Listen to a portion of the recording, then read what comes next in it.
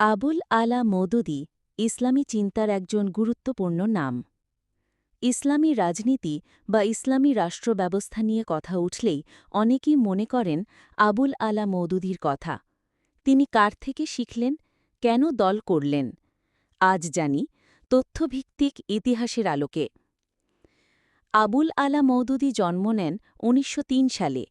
ইসলামের রাষ্ট্রব্যবস্থা বিষয়ে চিন্তা করার পেছনে ৪টি বড় প্রভাব কাজ করেছিল বলে মনে করা হয়।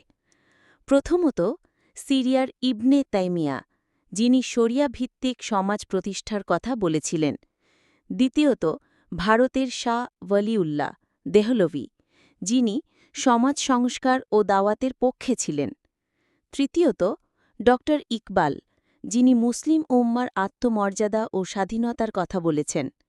চতুর্থত, ব্রিটিশ উপনিবেশিক শাসন, যা তাকে উদ্বুদ্ধ করেছিল ইসলামী আদর্শে ফিরে যেতে। এই প্রভাবগুলোর সমন্বয়ে ১৯৪১ সালে তিনি প্রতিষ্ঠা করেন জামায়াতে ইসলামী। উদ্দেশ্য ছিল ইসলামী সমাজ ব্যবস্থা ও ন্যায়ভিত্তিক রাষ্ট্র প্রতিষ্ঠা করা। বর্তমান প্রভাব। আজও দক্ষিণ এশিয়ার অনেক দেশে মওদুদীর চিন্তা ও লেখা পড়া হয় এবং ইসলামী সংগঠনগুলো তার মতদর্শ থেকে আদর্শ ও অনুপ্রেরণা নিয়ে থাকে। তবে মতভেদ রয়েছে। কেউ বলেন তিনি ইসলামী রাষ্ট্রের আদর্শিক ভিত্তি গড়েছেন, আবার কেউ বলেন রাজনীতিতে ইসলাম ব্যবহারের সূত্রপাত হয়েছে এখান থেকেই।